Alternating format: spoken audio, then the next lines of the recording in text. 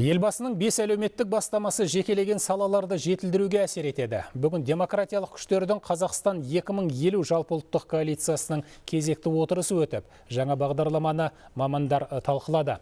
Мамандар оның шарапатын халық көп ұзамай сезіне алады дейді. Бұл бірегей бағдарламалық құжаттың көздегені де, діттегені де халықтың қамы дейді.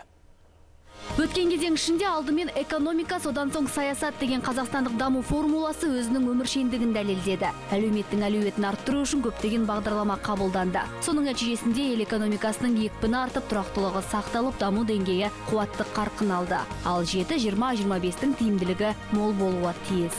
Партия Нур Отан возьмет под контроль исполнение этих важных для народа мер повсеместно, по всей стране, по всем населенным пунктам, городам, областям.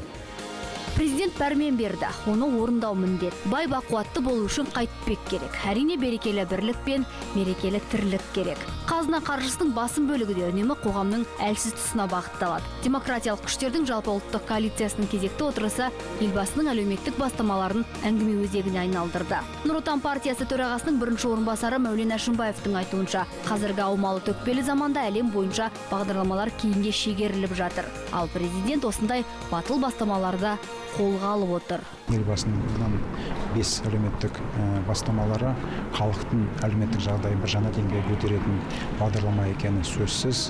Парламент палаталарының отырысында елбасы Нұр Отан партиясына осы үлкен бағдарламаны жүзеге асыруына қоғамдық бақылауды қамтамасыз ету туралы тапсырма берген болатын. Осыған байланысты біз енді өзіміздің жұмыстарымызды бастап кеттік.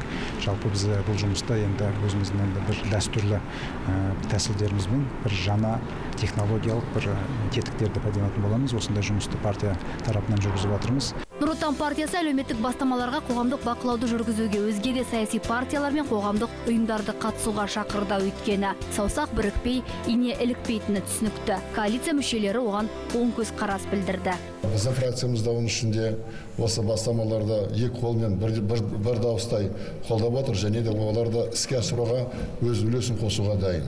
Бұл әлеуметтік жаңғыруға бағытталған орасан зор бағдарлама екенін білеміз, оны да түсініп отырмыз. Осы бастамаларды ауыл партиясы толығымен қолдайды. Себебі әлеуметтік бастамалар президенттің барлық халқымыздың барлық категорияларын қамтиды. Менің ойымша, әр Қазақстанның жүрегіне шипа беріп, еңсесін көтеріп, болашаққа бақытпен қарайтындай сөздер айтты. Демократиялық күштердің Қазақстан 2050 жалпы ұлттық коалициясы Нұр Отан партиясының бастамасымен құрылған. 5 саяси партияның және 24 қоғамдық бірлестіктің басын біріктіреді. Бүгін коалиция мүшелері үндеу жариялады.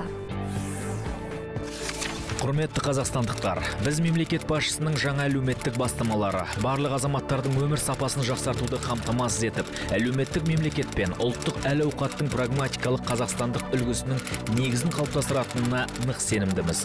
Жаңа міндеттер мемлекеттік органдар мен жалпы азаматтық қоғамдастықтың үйлесімді, тиімді жұмысын талап етеді. Біздің коалициямыздың барлық мүшелерін, азаматтық қоғамның барлық өкілдерін осы жұмысқа белсенді қатысуға шақырамыз.